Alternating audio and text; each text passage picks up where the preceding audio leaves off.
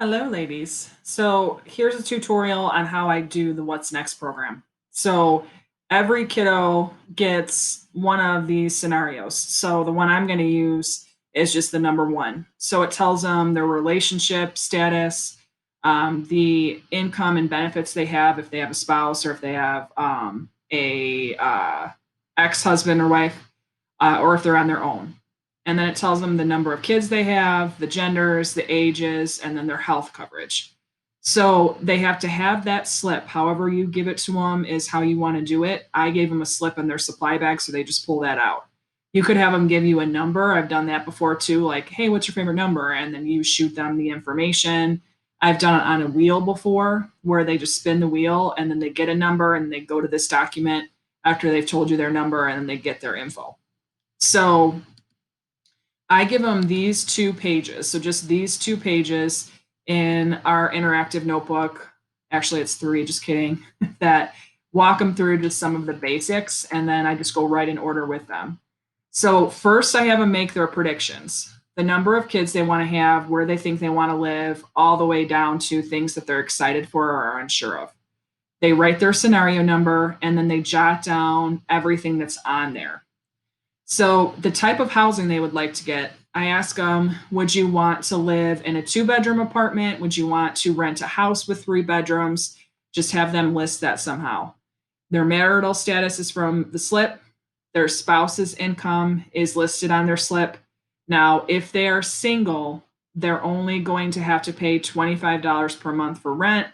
They don't have to pay groceries. If they're divorced, they get $125 per child in their family in child support. So if they look at this and they're like, oh, I'm divorced and I have 2 kids, they would receive $250 and they would put it under the spouse's income.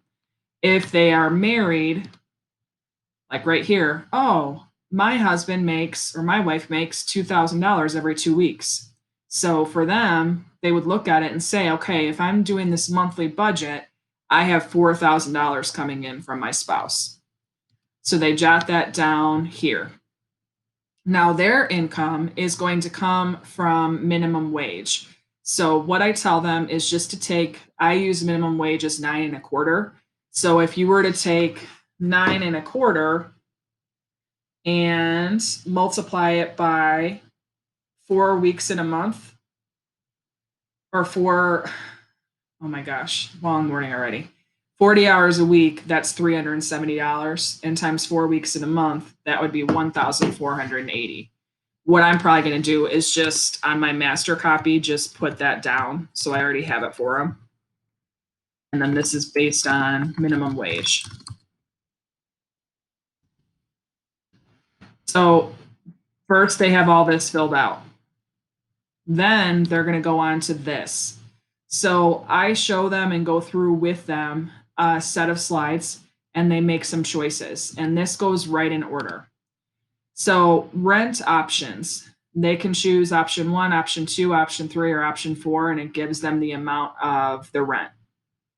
Then the next thing is a car. They go through and they choose a car that works best for their family.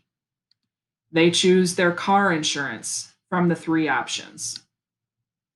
Then they're going to go through and choose their grocery options. Notice that a lot of them say like per person in your family. I gave them an example on how they would add it up.